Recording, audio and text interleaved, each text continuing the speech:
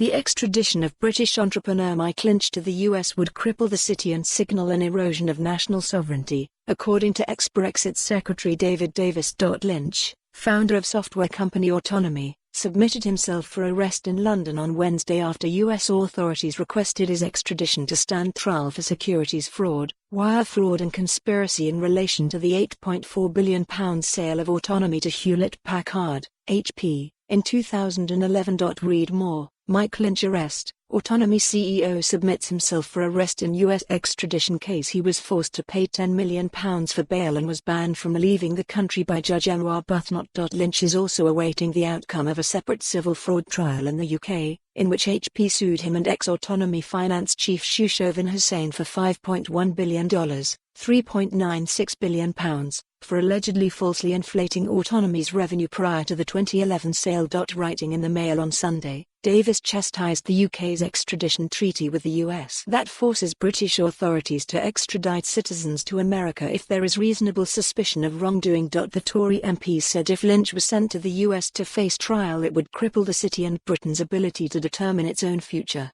He said, "We are now looking at the bizarre prospect that a UK citizen could be tried and potentially acquitted by an English judge, where the burden of proof against him is lower, but find himself in a US prison facing a charge where the burden is higher, before the UK case has even been decided. Why would we give the US justice system priority over our own?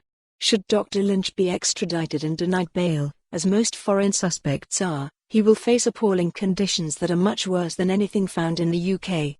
Read more. Government urged to delay U.S. extradition of Autonomy founder Mike Lynch. Britain's extradition treaty with the U.S. was negotiated in 2003 and came into force in 2007. Davis said the treaty was lopsided and unfair as there needs to be probable cause for the U.S. to extradite its citizens to the U.K., but just reasonable suspicion for Britain to be forced to extradite its citizens in the other direction. For more on this story, visit the news article link.